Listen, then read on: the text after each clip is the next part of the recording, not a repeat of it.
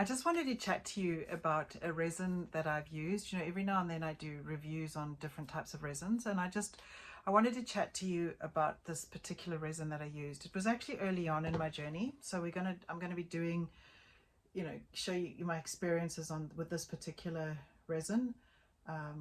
It's called Pour on Glass Holcroft. I purchased it from Right and Craft, and it was actually early on in my resining journey when I purchased this particular resin. And in actual fact, I'm really glad that I purchased it because I had actually had quite a lot of headaches with it. And so that turned out to be a fantastic thing because it taught me so much about resin, and it actually inspired the e-course that I put together on how to cover your artwork with resin that I have on Udemy. If you're interested in knowing more about that course, it's in the I've put the link in the comments, in the bottom section. So I just wanted to sort of talk to you about this particular resin. So it comes in the two, it's a part A, part B, 1-to-1 measurement, so you would put 50 grams of this and 50 grams of that in together, into your cup. Oh, sorry. And what I found basically is it really is quite a picky, like it's quite a fiddly resin.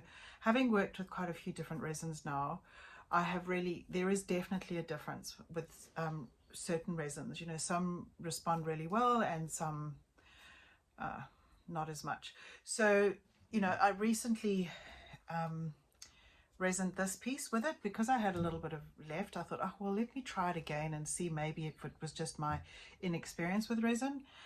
And I had exactly the same sort of issues. You can see, I just hope that you can actually see it. You can see how it's pulled away from the edges there. It just hasn't bound to the edge of the canvas at all. There's another area here, the same thing. You can see there, you see how it hasn't actually gone all the way to the edge. It's created these, it's not so much pits, but it's definitely created these divots in the painting, which you can see there. It's not ideal. And I find that it just seems to find, look there, that actually is some fluff. It seems to pick up dust and fluff really easily. I don't know why. Some resins do, some resins don't, but you can actually see. And these are actually some old pieces, when I very first was working with resin. So they're not as shiny because when they've been sitting for quite some time, but I've also already sanded them, getting them ready to re-resin. But you can just see how you see like there, it's just pitted. There we are, that's better. I'm trying to catch it on the light. It's pulled away, this one pulled away from the edges, something shocking. You can see. And it actually caused me quite a lot of headaches because when I had to sort of sand it back off the edges, all this paint came away. So then I had to touch up all the paint.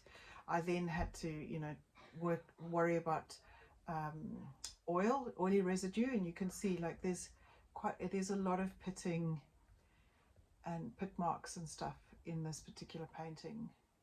And this has actually been resined 3 times now.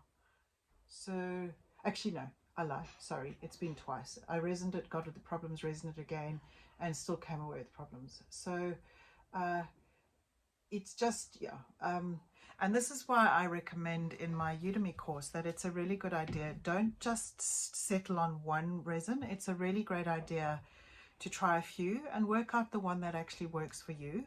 Don't get stuck just on the one, and particularly if you're having hassles with it.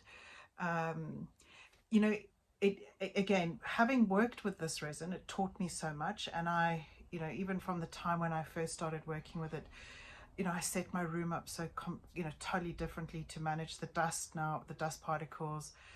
It really changed my whole resining process, which I cover in the Udemy course that I talk about how to cover your artwork in resin.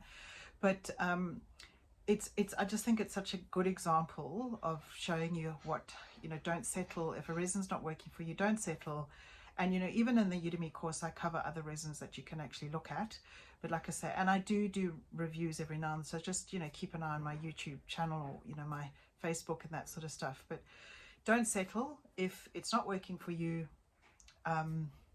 Try new ones, and just buy the small just buy the small bottles. Don't buy a huge amount, just buy a small bottle, test it. If you like it, you're away.